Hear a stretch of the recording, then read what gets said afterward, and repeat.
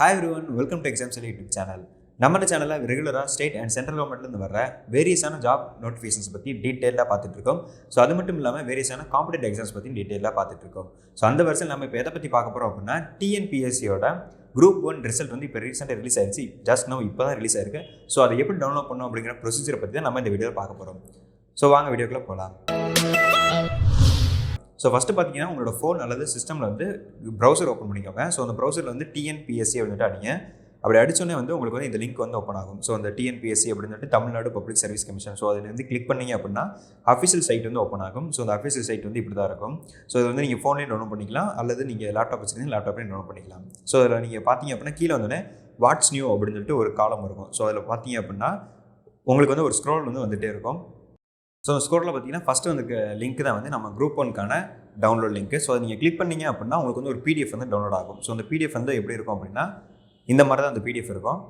So இதில் பார்த்தீங்க அப்படின்னா எல்லா செலக்டட் கேண்டிடேட்ஸோட ரிஜிஸ்டர் நம்பர் வந்து லிஸ்ட்டாக கொடுத்துருப்பாங்க.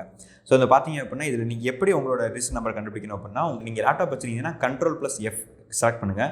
ஸோ அப்போ Ctrl+F அப்படிங்கும்போது வந்து உங்களுக்கான இந்த டாக்குமெண்ட்டில் வந்து எந்த நம்பர் தெரியுங்களோ அந்த நம்பரை வந்து டைப் பண்ணுங்கள்.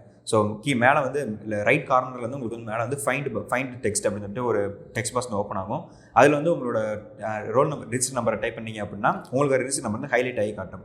ஒருவேளை ஃபோனில் இருந்தீங்க அப்படின்னா உங்களுக்கு மேலே வந்து இந்த சர்ச் டூல் வந்து காட்டும். ஸோ அதில் வந்து இப்போ 112 சம்திங் அப்படின்னு சொல்லிட்டு அடிச்சிங்க அப்படின்னா உங்களுக்கான ரிஜிஸ்டர் நம்பர் வந்து இப்படி ஹைலைட் ஆகி காட்டும். ஸோ ஈஸியாக உங்களோட ரிஜிஸ்டர் நம்பர் வந்து அனலைஸ் பண்ணிக்கலாம், எங்கே இருக்குது அப்படின்றத தேடி கண்டுபிடிச்சிக்கலாம். ஸோ இதில் இருக்கிற லிஸ்ட் ஆஃப் கேண்டிடேட்ஸ் ஃபுல்லாக மெயின்ஸ் எக்ஸாமுக்கு வந்து செலக்டான கேண்டிடேட்ஸ். ஸோ மேலே பார்த்தீங்கன்னா மெயின்ஸ் எக்ஸாமோட டேட் வந்து அவங்க கொடுத்துருப்பாங்க.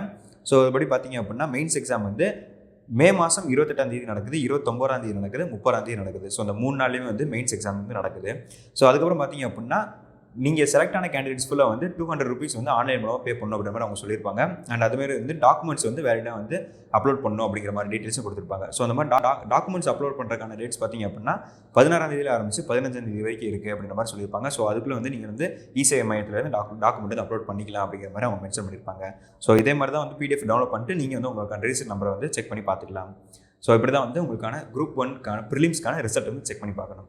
ஸோ இதே மாதிரியான வீடியோஸ் நீங்கள் உடனுக்குடன் தெரிஞ்சுக்கணும்னு ஆசைப்பட்டீங்க அப்படின்னா ஸோ இதே மாதிரியான ஜாப் ரிலேட்டடான எக்ஸாம்ஸ் ரிலேட்டடான அப்டேட்ஸ் வந்து உடனுக்குடன் தெரிஞ்சுக்க ஆசைப்பட்டீங்கன்னா மறக்காம இந்த சேனல் சப்ஸ்கிரைப் பண்ணுங்கள். அண்ட் இந்த வீடியோ உங்களுக்கு பிடிச்சிருந்துச்சு அப்படின்னா லைக் பண்ணுங்கள். உங்கள் ஃப்ரெண்ட்ஸ் அண்ட் ரிலேட்டிவ்ஸ்க்கு யூஸ் ஆகும் அப்படின்னா மறக்காமல் ஷேர் பண்ணுங்கள். தேங்க்யூ.